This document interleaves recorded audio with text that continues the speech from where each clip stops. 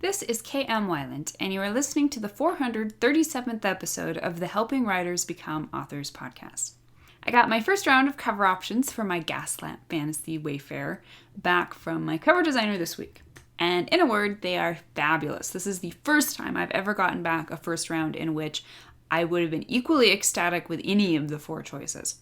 Only problem is, now it's really hard to choose. After throwing the covers over to my word player group on Facebook and getting back the votes, I finally narrowed it down to the one I think is the one.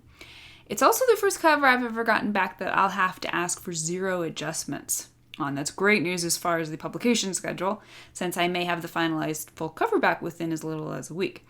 I can't wait to share the cover with all of you soon, since I think it's easily my favorite of all my book covers to date. And now I hope you enjoyed this week's podcast, How to Write Unique Themes. Here's a mind bender for you. The best story themes are both universal and unique. But how does that even work? How can you learn how to write unique themes that say something fresh and new, and yet are resonant to every person on the planet?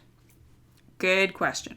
This is something I've been mulling lately after a comment from Chris Babu on my post, How to Intertwine Plot, Character, and Theme in Every Scene. He pointed out, the last several books, bestsellers, I've read have had themes that were so obvious and time-worn. 400 pages of story just to make a point everyone agrees with. This drives me nuts. Give me something timely. Teach me something. Make me look at something a new way. Make me think or decide. Say something controversial. But for crying out loud, don't let the moral of your story be something everyone already knows.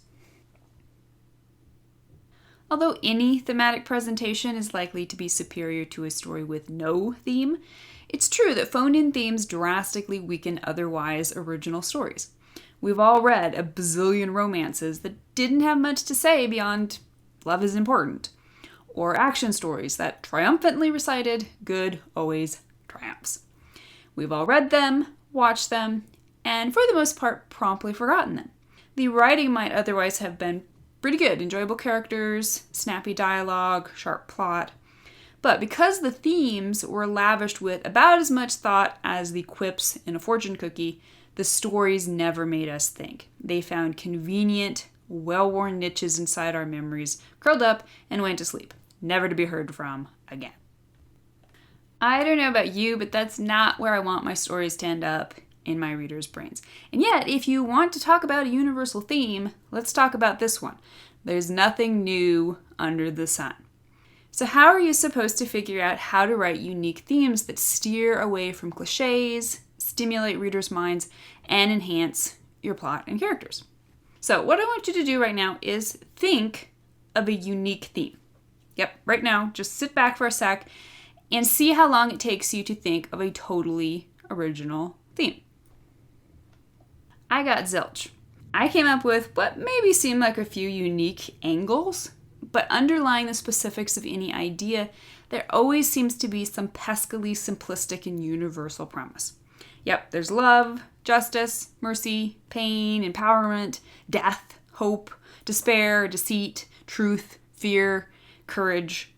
Guess the Greeks covered it all back in 700 BC. The rest of us might as well pack it up and pack it in. No unique themes left for us to play with. Fortunately, however, this is where the balance between unique themes and universal themes comes into play. Life itself is universal. That's inescapable. The narrative of life is one we all share. And the result is the emergence of deeply archetypal patterns. The very structure of story and character arc are founded in the common personal experiences we all share. The reason these basic structural premises work is because we, as humans, resonate with them. If we change them up too drastically, readers would fail to recognize them, fail to empathize with them, and frankly, fail to care about them. Archetypes go even deeper than story structure and character arcs. Life and death, parents and children, joy and suffering, mercy and cruelty, hope and despair. These and so many more are the fundamental premises of life itself. To write a story so unique that it avoided all these ideas is not only impossible, but ultimately pointless. Stories are about finding commonality. As readers and viewers, we seek commonality with the characters on the page and the screen, and through them, with their writers. Deep down, what we're really looking for in a story experience is not the unique, but in fact the familiar.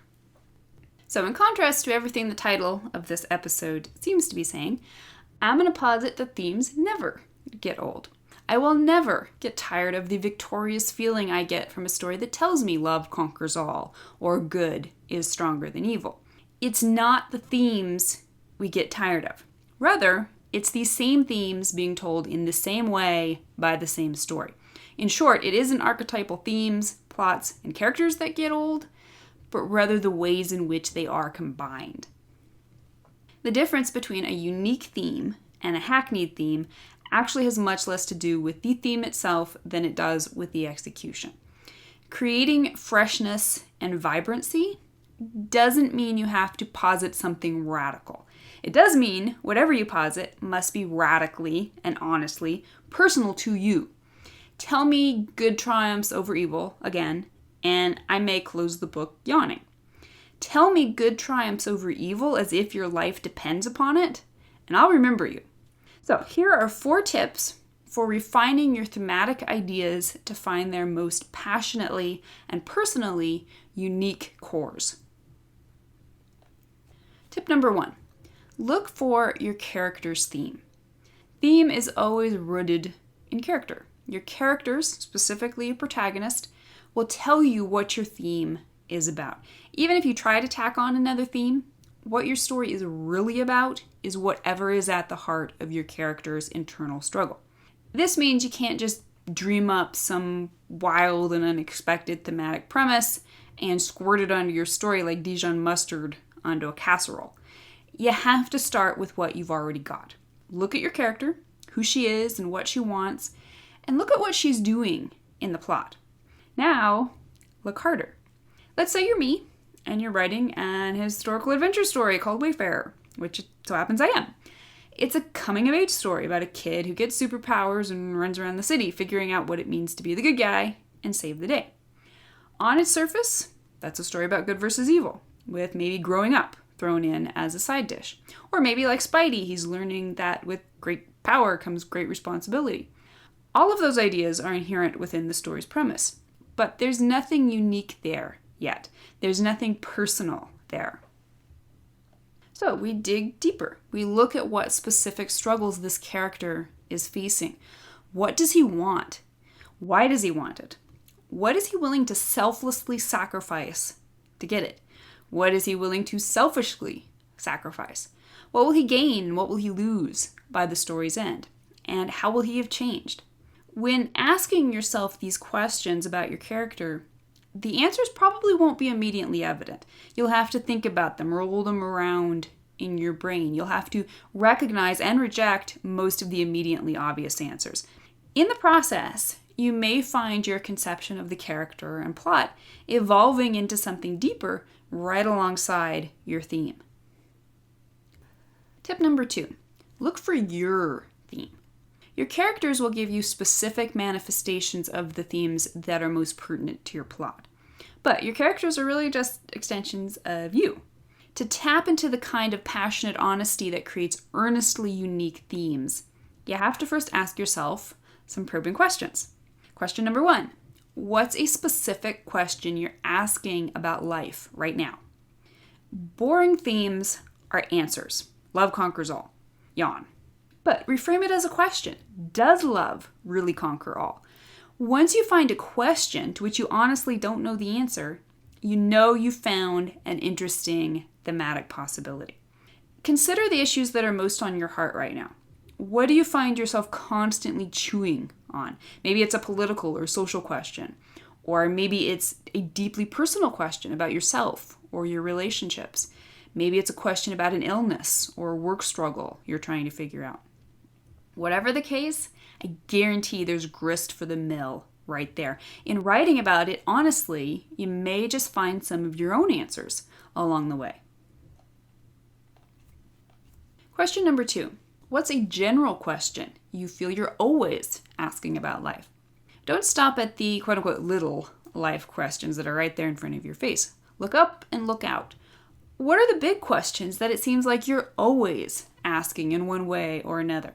I realized just this week that one of the themes that crops up again and again in my stories, and perhaps most blatantly in Wayfarer, is that of identity. My characters are always asking who they are and what their purpose is. Although I don't deliberately insert this premise into my stories, it's always there because it's central to many of the questions I slowly ponder in the back of my own mind all the time. Question number 3.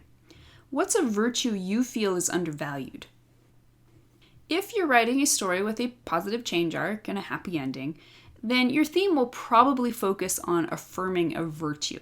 Love, courage, justice, mercy, kindness, or self-sacrifice. If this is so, don't just pick the obvious one, love for romance and courage for action. Instead, choose one that is important to you and that you feel is either undervalued in the world or underrepresented in fiction. There's a line I often think about in Captain America: Civil War. Cap sincerely tells a frustrated Tony Stark, "I don't mean to make things difficult," to which Tony gripes, ironically, "I know, because you're a very polite person." It made me realize 2 reasons why Cap is one of my favorite characters in recent stories. Number 1, his politeness is actually very unique. Few modern characters, much less action protagonists, are noted for their politeness. It fills a gap that most of us probably didn't even realize was there. And number 2, as a very polite person myself, I resonate with him. Since it's a quote-unquote virtue I appreciate, I both enjoy sharing the commonality with a character on screen and seeing a character admirably balance the difficult aspects, being polite without turning into a pushover with no boundaries. So make a list of the top 5 virtues or good qualities you value in others and try to cultivate in yourself. How can you thematically explore the difficulties, the downfalls, and the rewards of these traits in an honest way? Question number 4. What's a vice that scares you? Where there's a virtue, there's a vice.